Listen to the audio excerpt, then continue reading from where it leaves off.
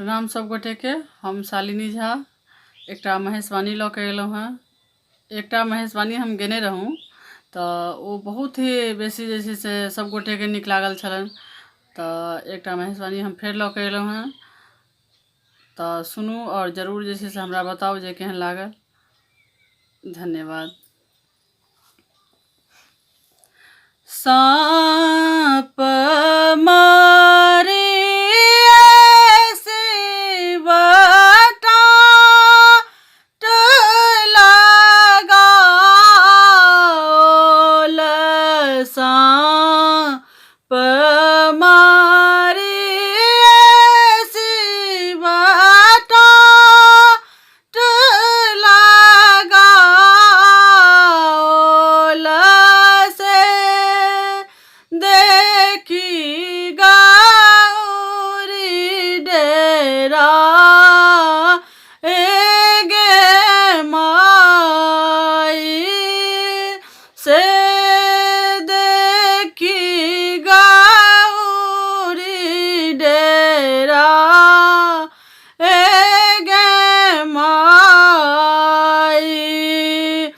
अपने महादेव पूजा पर बसिलनि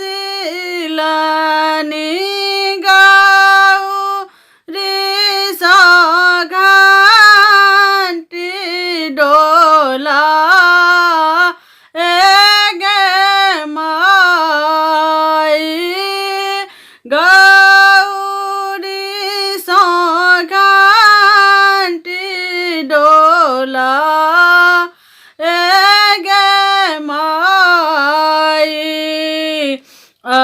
अपने महादेव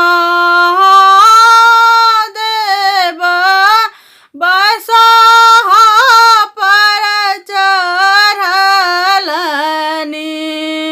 अपने महादेव बसहा पर चढ़लनि गौरी सा डोरी धरा।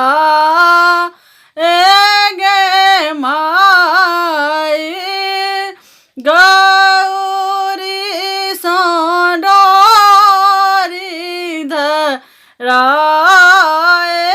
गे माई अपने महादेव भांग पीबै छथि। अपने महादेव भांग पीबै छथि। गौरी सा लेलनि पिसा। गे माई गौरी सा लेलनि पिसा। गे माई साँप मारी शिव टाट लगाओल। से देखी गौरी डेराए। गे माई। धन्यवाद। जय मिथिला, जय मैथिली। हर हर महादेव।